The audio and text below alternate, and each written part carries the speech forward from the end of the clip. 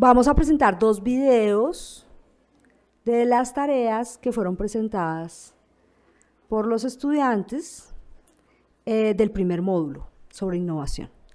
Los elegimos por la novedad y por el trabajo que había detrás de ellos.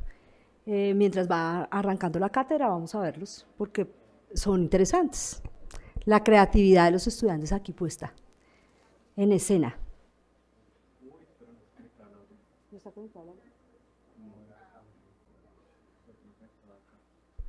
Audio para los videos, por favor.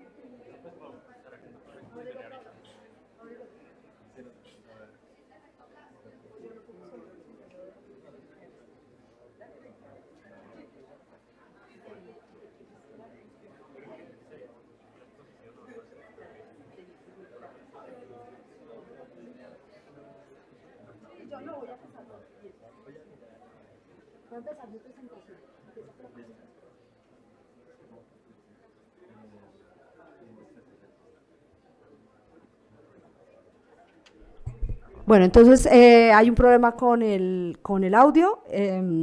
Los dos videos igual vamos a intentar pasarlos más tarde, si no, van a estar disponibles en la página web de la cátedra, en la página web de Salud Derecho, y para los estudiantes inscritos en la cátedra en el Moodle. Quisiera que hoy hiciéramos un breve repaso. Antes de empezar, quisiera decir que Alejandro Gaviria se excusa, está en los procesos de empalme de la Universidad de los Andes, de la Rectoría. Igual nos va a acompañar en la próxima sesión, en el próximo módulo asociado a medicalización y sobreconsumo de medicamentos, y hablará en especial de las críticas fuertes de las tendencias de sobrediagnóstico de enfermedades y un poco la epidemia de opiáceos, que es el drama tal vez más importante que existe sobre el consumo excesivo de drogas, en este caso legales, de alto nivel de dependencia. Para iniciar la sesión y el módulo 3, la última sesión del módulo 3, quisiera que hiciéramos un breve repaso, como solemos hacerlo. Recordemos que en la primera sesión vimos y retomamos de la introducción de la cátedra las distorsiones del mercado de la salud, y nos concentramos en aquellas distorsiones propias del mercado de la salud y que se hacen más agudas, más críticas en el mercado de medicamentos. Miramos un poco el rol del Estado para resolver las distorsiones del mercado y cómo la transparencia es una de las recomendaciones más fuertes de intervención para resolver las principales asimetrías y falta de transparencia que se presentan en este mercado. Hemos hablado bastante, no solamente en la primera sesión introductoria de la cátedra, sino también en la primera sección introductoria de este módulo, acerca del papel de agencia, que tal vez es una de las distorsiones más fuertes que tiene el mercado de la salud y particularmente el mercado farmacéutico, y el dilema de precio cero, que al final no es que no se pague por esto, sino que la sensibilidad del consumidor, del bolsillo del consumidor, cuando el Estado y los recursos mancomunados son los que suplen las necesidades de medicamentos en un sistema de salud, suelen también generar distorsiones en este mercado. Dadas las asimetrías de información, dadas las distorsiones y dadas estas otras características del mercado farmacéutico, no se discute y es ampliamente extendido, en especial en los mercados sólidos y en los sistemas de regulación y en los sistemas de salud más consolidados, como los mercados europeos, escandinavos y en general de los estados de bienestar de Occidente, que es necesaria una regulación estatal del mercado farmacéutico. Y son muchas las herramientas para garantizar que esa regulación al final ayude a equilibrar o a reducir estas distorsiones. Sin embargo, a pesar de que está completamente establecida como legítima y existen muchas recomendaciones sobre las intervenciones estatales al respecto, también hay dificultades desde el Estado para adelantar esta regulación. Por un lado, los esfuerzos técnicos no siempre y las capacidades técnicas no siempre están disponibles institucionalmente. Los cambios de los gobiernos, los cambios de los énfasis de los gobiernos en general pueden alterar la capacidad de intervención estatal, y se discute mucho, tal vez en esto en principio habría un exceso de preocupación acerca de la cooptación del Estado y de las distorsiones asociadas a la corrupción. Tal vez digo yo que se sobreestima y sobredimensiona los riesgos de corrupción en el Estado, cuando también existen esos mismos riesgos del lado del sector privado, pero se entiende que parte de las complicaciones y dificultades de las intervenciones regulatorias estarían cruzadas por esta dificultad estatal y por esta cooptación y por esta tendencia cultural a la corrupción. En la primera sesión también tal vez fue una de las charlas más interesantes, en este caso por el énfasis sociológico, del análisis sociológico del Estado que hizo Tatiana Andia, acerca de la importancia de la construcción de institucionalidad y acerca de la importancia de construir institucionalidad fuerte, capacidad estatal y generación de valor desde el Estado. en la generación de políticas públicas. Las reflexiones que hacía Tatiana Andia desde los principales teóricos de la sociología hablaban también de la innovación en la construcción de políticas públicas y del equilibrio que permite al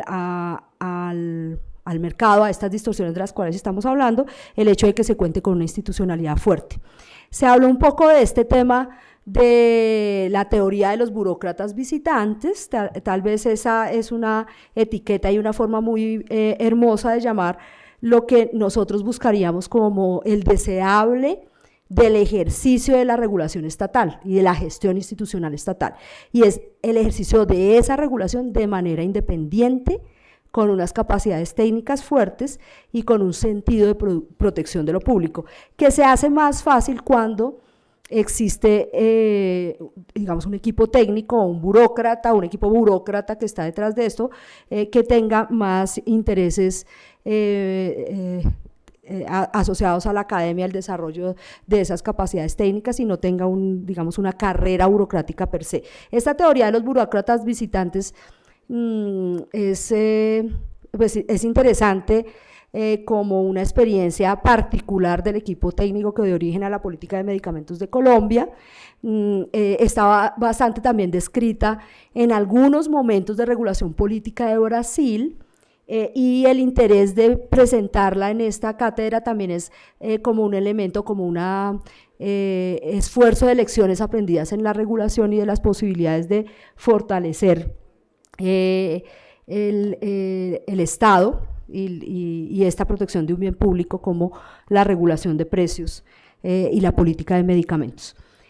La pasada sesión nos concentramos un poco más en lo que nosotros denominamos y también la teoría y la literatura sobre estos temas recomienda, que es lo que se llama la caja de herramientas para la regulación de los precios de medicamentos y tecnologías médicas. Y se habla de una caja de herramientas porque se entiende que dada la altísima segmentación del mercado farmacéutico, de la forma como opera el mercado farmacéutico, no todas las herramientas regulatorias son útiles para todas las características de esas segmentaciones de mercado.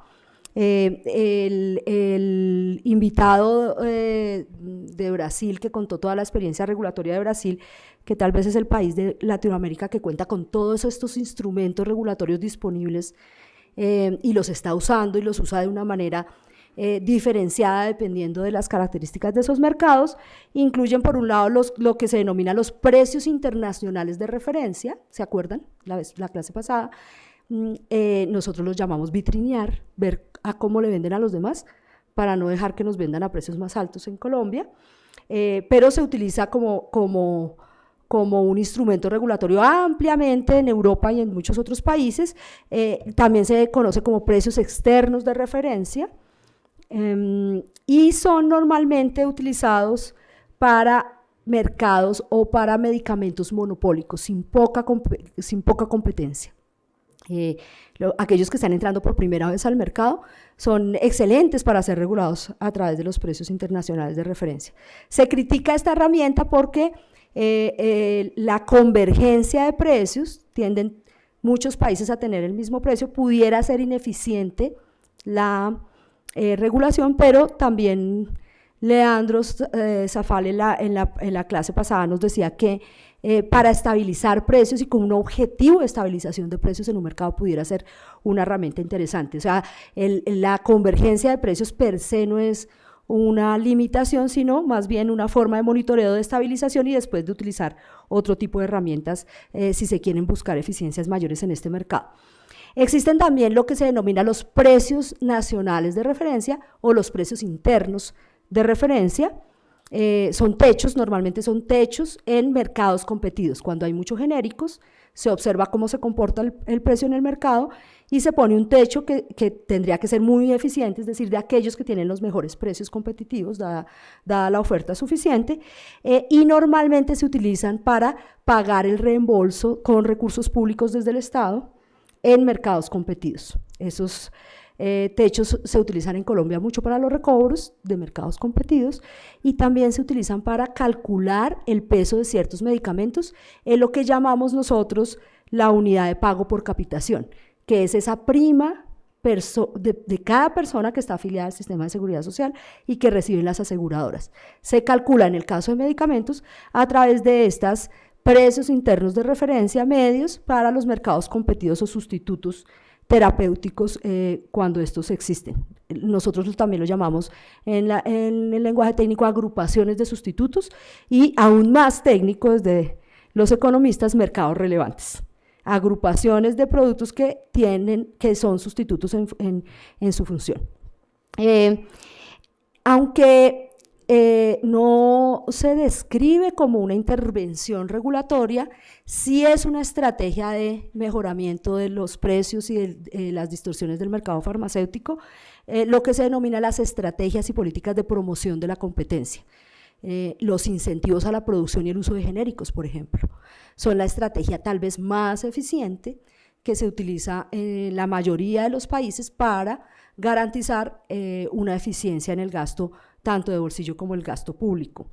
Los incentivos a la producción y uso de genéricos son muy potentes y de amplísimo uso en mercados como el norteamericano y en muchos de los mercados europeos.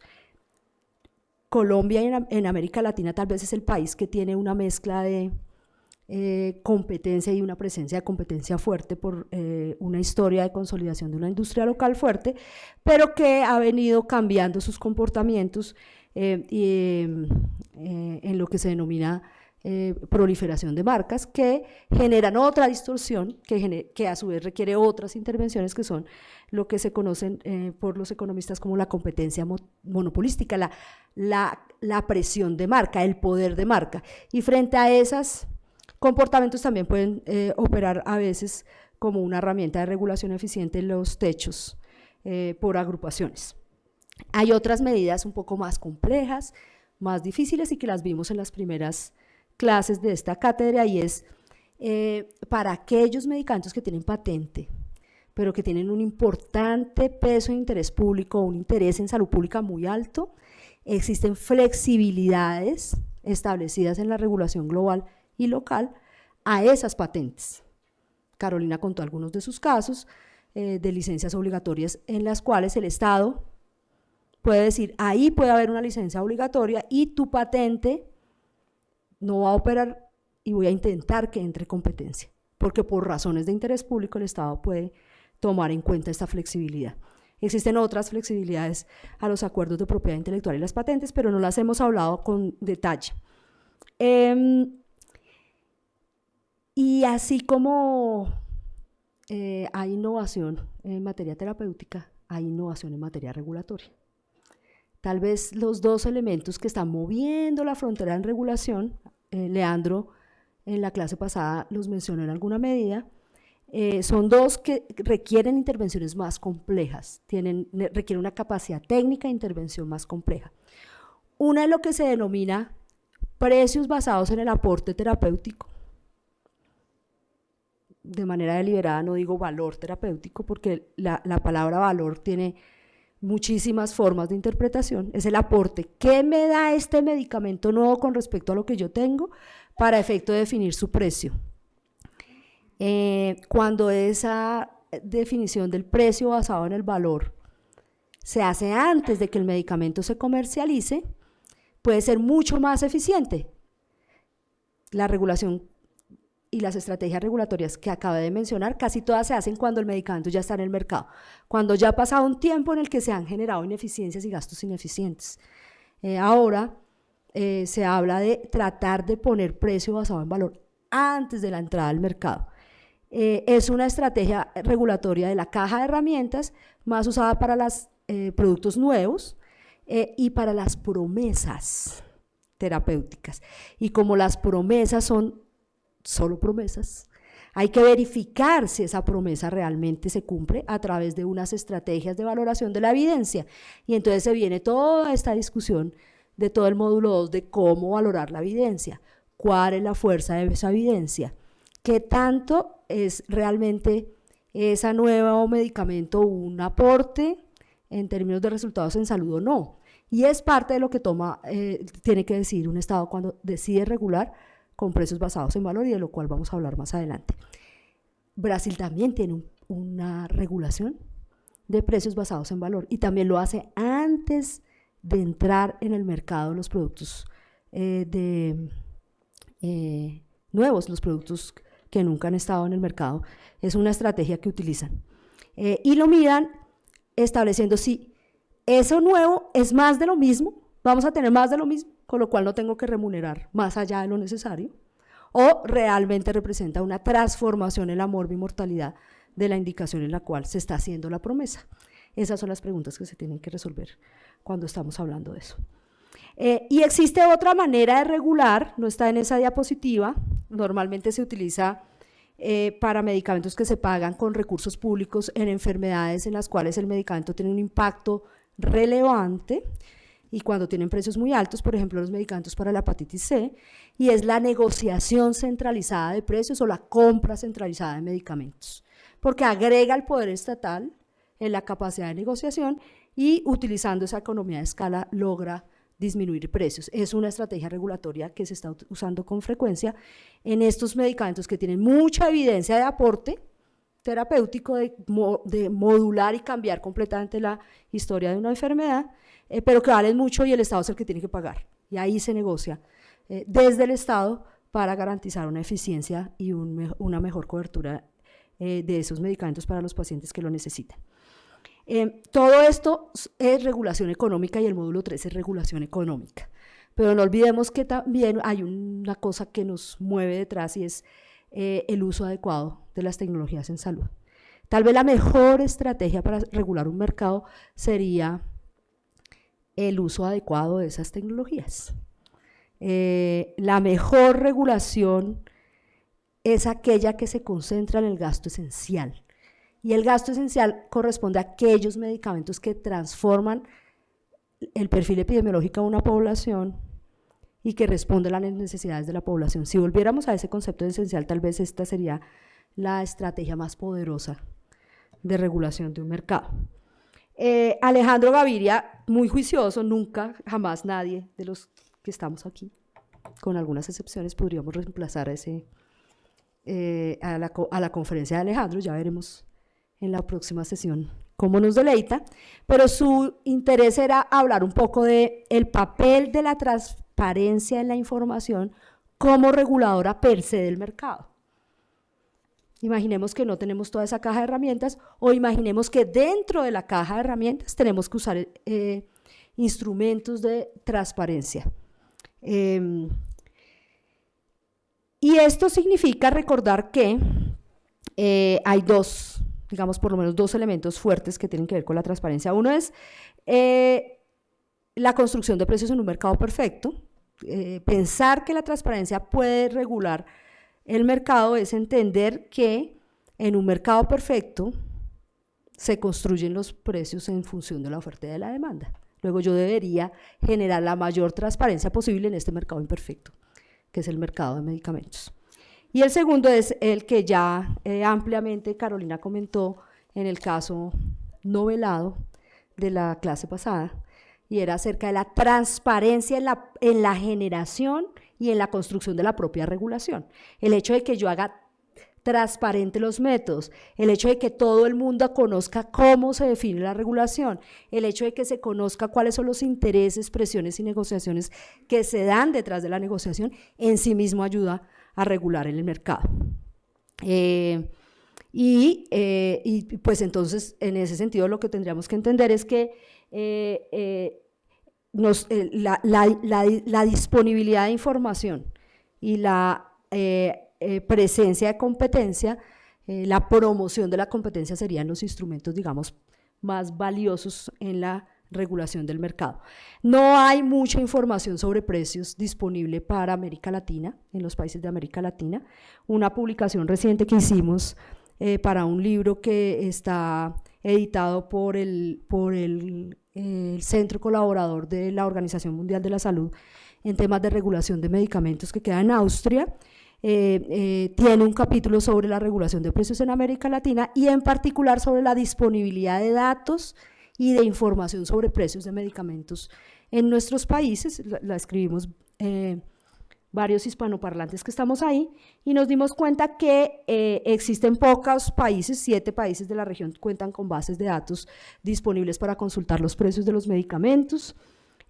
Brasil y Colombia son los que tienen desarrollos más fuertes y coincide con los que tienen regulaciones y paquetes de regulación de medicamentos más fuertes. Luego, una cosa está pegada de la otra.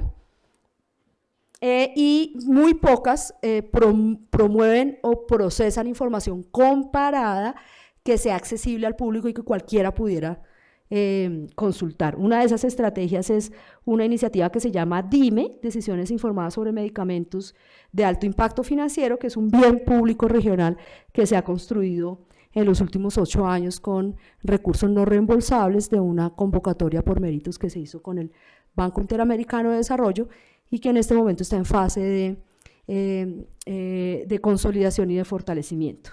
Este es el tipo de información que tiene la plataforma DIME, y este es el tipo de información que tiene una herramienta local colombiana que está disponible en la página web del Ministerio de Salud, que denominamos termómetro de precios internacionales de referencia en Colombia. Es muy parecido, miren, para una unidad internacional de insulina glargina, mire los precios unitarios que se tienen en por lo menos 8 o 10 países, y esto está disponible en esa página web. Y uno puede mirar cómo están los precios y en función de esto tomar decisiones o de negociación o de compra o de regulación. Este es el ejemplo del termómetro de precios de Colombia. Ustedes entran a la página web del ministerio, los medicamentos que están regulados se encuentran disponibles en este termómetro y pueden consultar o por principio activo o por marca, y pueden revisar a cómo está la unidad mínima de concentración de ese producto comparado con los países de referencia en Colombia, y a cómo estaba antes de la regulación, en rojo cómo estaba antes de la regulación, en azul cómo quedó después de regulado. Este es un ejemplo de la galantamina, que cambió su precio en un poco más del 90% después de la regulación, gracias a observar los precios internacionales de referencia. Y otra herramienta también desarrollada como un bien público con recursos de la Unión Europea se denomina termómetro de precios de medicamentos. Está disponible en una app móvil que se llama Medicamentos a un clic, y permite consultar para los medicamentos que no están regulados y que tienen competencia cuáles son los precios que están en el mercado. Los ordena como un termómetro. En rojo, clic salud. Medicamentos a un clic no incorporó el termómetro de precios. No. Perdón, Clic Salud es el aplicativo móvil que tiene el termómetro de precios de medicamentos nacional. Entonces, abajo están los precios más altos y arriba los precios más bajos, y también se puede consultar por principio activo o por marca. Aquí es un ejemplo del omeprazol. Tenemos 18 diferentes alternativas comerciales para una tableta de 20 miligramos, y los precios van desde los 960 pesos hasta los 8.700. Si tenemos una agencia de referencia fuerte y no le comemos carreta a las diferencias por marca, tenemos información para tomar decisiones. Entonces, esta es parte de las estrategias de intervención asociadas a la transparencia. Nadie diría que aquí se hizo una intervención regulatoria. Solo el hecho de disponerlos puede cambiar el comportamiento de los precios en el mercado y del consumo. Y es una herramienta de empoderamiento ciudadano y de construcción de democracia que creo que tiene un poder grande y una importancia relevante a la hora de analizar este tema de la regulación de los mercados farmacéuticos. Con esto estaría esta introducción a la sesión. Hay 2 reflexiones que quería hacer un poco más filosóficas, pero no las dejo ahí en la presentación para que después las lean. Lo que en filosofía se denomina el panóptico de Bedham, y la importancia de la vigilancia, cómo se comportan los individuos cuando están vigilados. Es muy diferente, vigilados u observados, es muy diferente que cuando no lo están. Foucault, en un análisis del panóptico, en un libro posterior que se llamaba Vigilar y Castigar, hizo una reflexión acerca de cómo se había cambiado completamente la institucionalidad de las cárceles alrededor del mundo en función de esta idea del panóptico. El panóptico es una cárcel en la que el que vigila a los presos tiene una posibilidad de verlos por completo desde un punto en el que se ubica y puede observarlos en cualquier momento sin que ellos sepan desde dónde están siendo observados. Y eso da un poder gigante, sin necesidad de hacer intervención en poder. Hay un poder sobre el comportamiento de los individuos, era el principio del panóptico de Jeremy Bentham. Posteriormente el libro Vigilar y Castigar de Foucault hace un análisis de eso y cómo esto moduló y redimensionó y reformuló completamente el sistema carcelario en el mundo. Pero lo interesante de la perspectiva filosófica de Foucault es que decía que la misma figura de vigilancia estaba aplicada en las instituciones hospitalarias y en especial la institucionalización de las enfermedades de salud mental, y hacía una crítica fuertísima acerca de ese poder asociada a la institucionalidad médica y de otro tipo. Pero en últimas, en todo caso, el principio fuerte era el del poder del Estado y de la vigilancia cuando los individuos no saben desde dónde son observados, pero sabe que están siendo observados, cómo eso modula los comportamientos. Y otro elemento que había incorporado era un poco el epidemiológico, que viene también de un estudio de productividad industrial que llamamos los epidemiólogos y que se consigue en los libros, que se llama el efecto Hawthorne, que es aquel según el cual en un experimento de productividad industrial se observaba cómo cambiaba la producción en diferentes tipos de fábricas, textiles en especial y de automotriz, en individuos o en empleados que tenían un grado de iluminación diferente en la fábrica y estaban siendo observados de manera diferente, y cómo cambiaba la producción en función de la observación. El principio Hawthorne también es parte de lo que nosotros en epidemiología llamamos el ciego y la resolución metodológica del diseño de los ensayos clínicos controlados doble ciego, para garantizar que eliminamos los sesgos del investigador y del paciente que está siendo sujeto de la intervención y del ensayo clínico, de manera que podamos controlar ese sesgo en los resultados clínicos. Y aún más, el efecto Hawthorne es parte de las reflexiones, o por lo menos describe parte de las reflexiones epidemiológicas del efecto placebo. Así que el tema de la transparencia cruza todo esto y creo que es uno de los elementos más poderosos de la regulación del comportamiento de los individuos frente a mercados imperfectos y frente a comportamientos inadecuados, algunos dirían ineficientes, en torno a las tecnologías en salud. Con esto haría yo esta introducción y le dejaría el paso a Aurelio Mejía. Aurelio es economista, es el actual director de Medicamentos y Tecnologías de Salud del Ministerio de Salud. De una manera muy humilde y modesta, Aurelio me dice: preséntame así. La verdad es que Aurelio tiene una historia de trabajo institucional muy valiosa, fue parte del equipo técnico directivo de lo que ustedes conocieron hace poco, que es el Instituto de Evaluación Tecnológica en Salud, que es una nueva institución que se crea justamente para hacer esta evaluación no sesgada de la evidencia, del gigante volumen de evidencia que hay sobre las tecnologías en salud. Además es profesor de Economía de la Salud de muchas universidades, la de Antioquia, la del Rosario y otras universidades en Colombia, y pues nos va a contar con un poco más de detalle y haciendo un énfasis particular la regulación colombiana, de la cual deberíamos sentirnos muy orgullosos todos y estar muy pendientes de su aplicación y de su lógica y de su metodología. Además ha dado origen a unas líneas de investigación importantes en materia de política pública, no solamente en Colombia, sino en otros países. Y al lado de la regulación de Brasil es tal vez la regulación más robusta en materia de precios y de mercado farmacéutico en América Latina. Bienvenido, Aurelio. Gracias por estar aquí.